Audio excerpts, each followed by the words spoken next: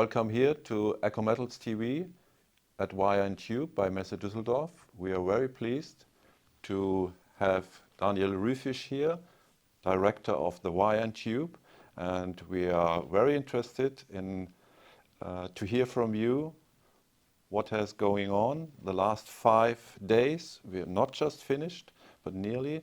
We have not very good economical conditions. We have a war in Ukraine. We have the Palestine unsolved problems, and we have problems with the industry concerning the power price and so on. So not easy conditions, but you look satisfied.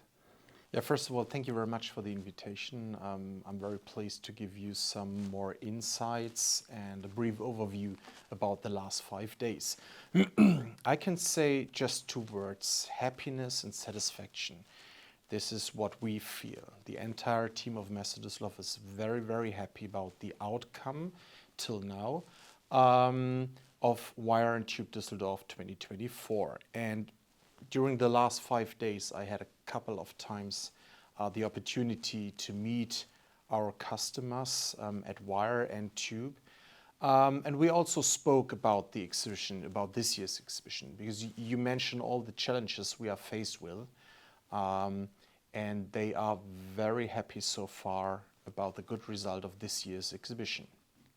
Can you tell us some numbers? So we have to, I think we have to compare the last Wire and Tube, which was in Corona Wire and Tube, and now a post-Corona Wire and Tube. How is the development? Yeah. To start with the good things, this year's Wire and Tube is the biggest Wire and Tube that have ever taken place here in Düsseldorf. That means 2,700 exhibitors from more than 60 countries on 120,000 square meters net. Do you have an idea what's the measurements of a usual football field is, or the size of a football field? Yes, 80 to 60, 70, or 90 to 60, 70 meters. Almost 7,000 square meters each football field. So if you combine 17 football fields, you could get an idea of how big the Wire and Tube is with 120,000 square meters net. So it's, as I mentioned, the biggest Wire Tube event in the world and that have ever taken place here in Düsseldorf, despite of all the challenges you have mentioned. So a big success. Yes, this is also our opinion. The visitor numbers and the response from the visitors is also very, very positive. We are very optimistic. We have again visitors from 134 countries. So that's the confirmation of what we are doing, to bring the world together, to combine the buyers and the suppliers. And when we look on the continents, Europe, Africa, Asia, North, South America, you see a very big growth on exhibitors and visitors side concerning to maybe India or China. If we talk about the exhibitors, we have a strong demand or higher demand from Turkey and from India. If we take a look on the visitor side, we have a very, very strong demand and higher demand compared to 2022 from Americas, especially from the United States and from Europe, indeed. Okay.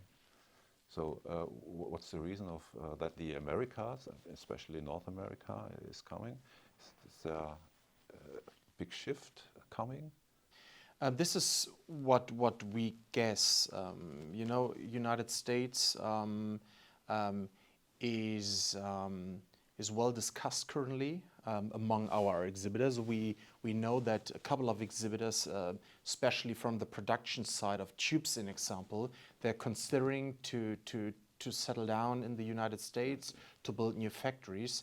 I guess one of the reasons is the financial support from the U.S. government.